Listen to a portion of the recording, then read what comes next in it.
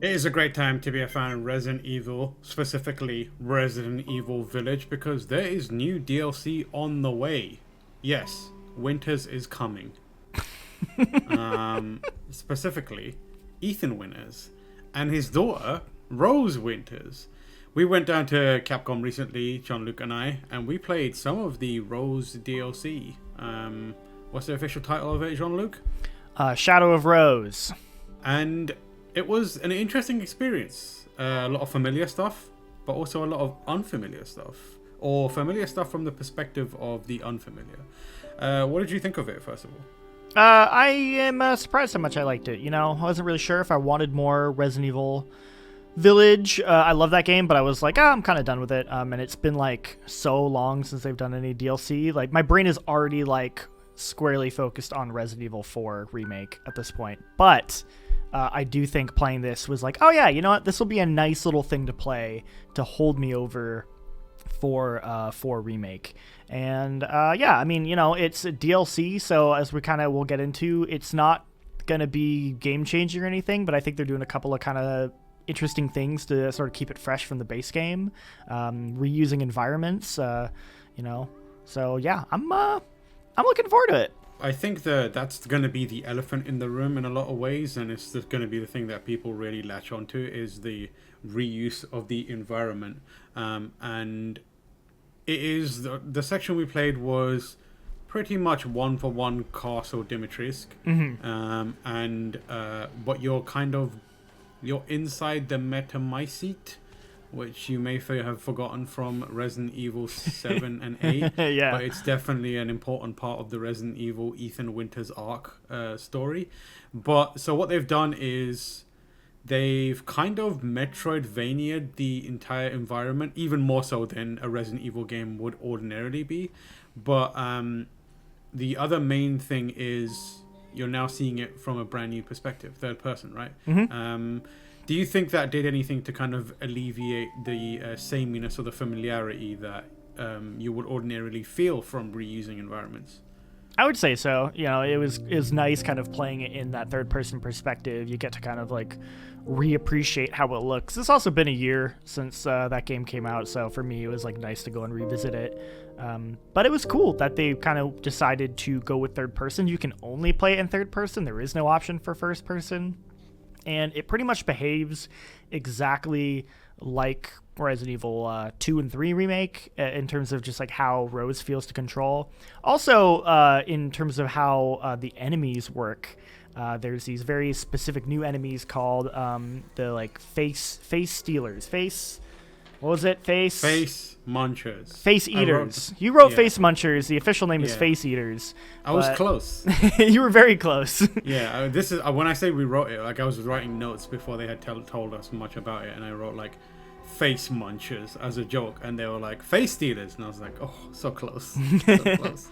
Yeah, so the face eaters are like the new enemy types that are kind of like chasing Rose around, and if they grab you, they eat her face, and they're nice and creepy looking.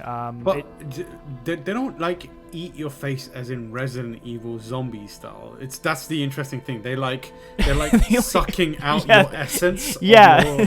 Yeah, they're like eating your soul. They're like slurping your soul.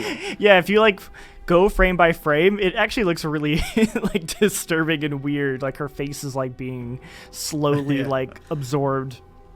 But you mentioned Resident Evil Zombies, and what's interesting is it feels like they actually took a lot of like the way the zombies in 2 and 3 Remake worked and kind of like used them as the base for the face eaters. So kind of like, you know, the way they shamble and the way you can the way they fall over and die, and you can kind of like shoot them in the leg to stun them. So it seems like they're kind of, you know, smartly reusing resources to sort of like, okay, well, we'll take a familiar enemy type from those games and kind of like kind of put a twist on them for this. But it feels fresh here because like there weren't zombies in Village, so like you kind of are getting this interesting, like they're taking mechanics from like 2 and 3 and they're kind of like planting them into like a Village setting. Yeah, and the thing that, like you said, mixes it up and makes it a little fresher is one, the perspective, which is third person. It feels like a a different game because you're not used to seeing like the castle from that angle and kind of moving around it in that way. Rose is not as nippy as you might find Leon or like Claire or anyone else or Jill, to be in 2 and 3 remake. But she does kind of like, you have a little more situational awareness, which means they have to like rethink the way they place enemies and how they kind of intersect with you. It's more a case of like, zombies casually stumbling around corners like drunks on a late night, like you're like, oh I need to back up, get away from this, and then find my space and then kind of go for them, which I think is like a good way to mix up how that castle feels again. The other thing that they're doing to mix things up in a major way is they're using Rose's powers, right? What did you think of that? Yeah, so they like Rose has like her different powers, and they've used them in 2 ways. One in like a puzzle element, and then one in a combat element, from what we played so far. And with the puzzle stuff, basically, as you're wandering through the castle, there's like all this like goop that's sort of blocking your path.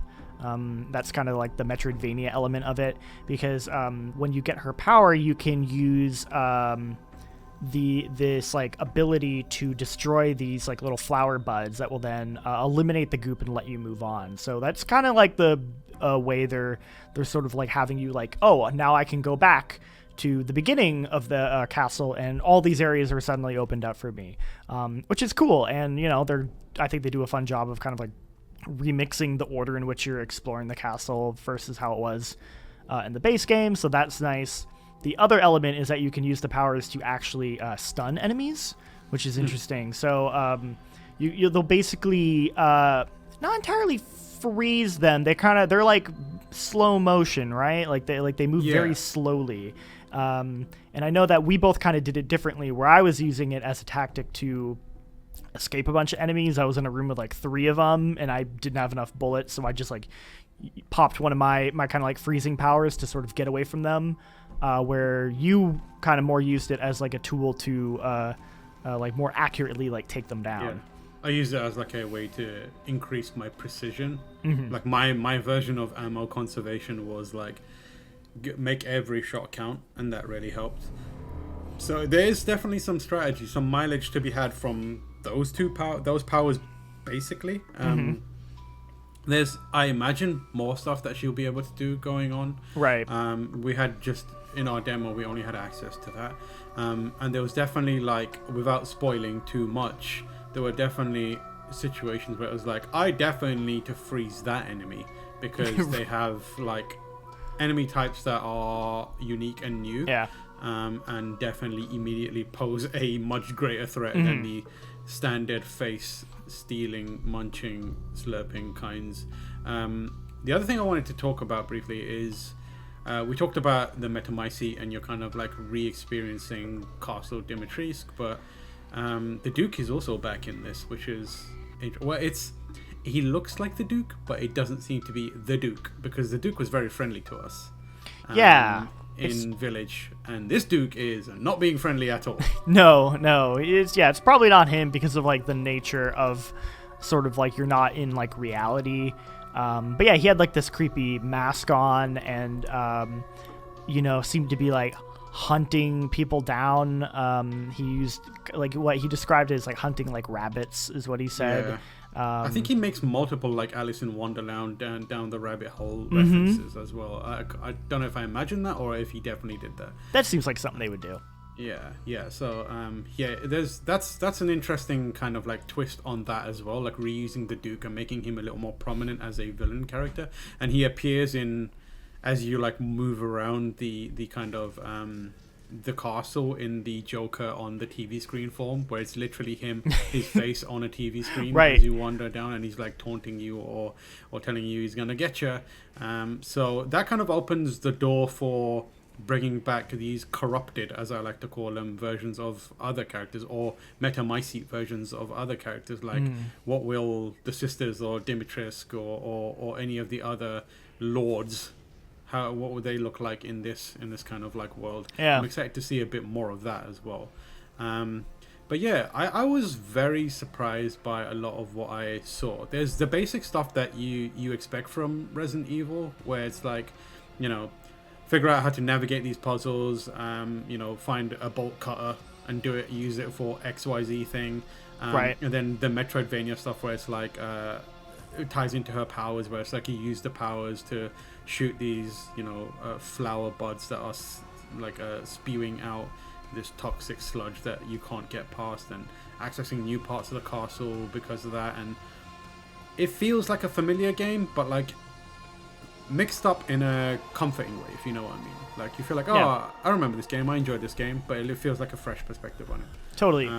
Yeah, I think it helps that the game has been out for a while now, so it's sort of like you're coming back to it, you're getting like a nice little like story DLC that's gonna, you know, expand upon the ending. Maybe it's even gonna set up stuff for like an eventual Resident Evil 9, and hopefully like a nice little holdover before you know, Resident Evil 4 Remake comes out next year. So yeah, you know, nothing like a mind-blowing necessarily. You know, it is at the end of the day a DLC that's kind of like reusing you know, areas and stuff from the game, but I found myself quite enjoying it. It's like, yeah, I could totally go for some more Resident Evil, so I'm definitely going to check it out. Same. I'm going to check it out, and you'll be able to check it out later this year when it is available on your platform of choice. Jean-Luc, thank you for joining me to chat about Resident Evil.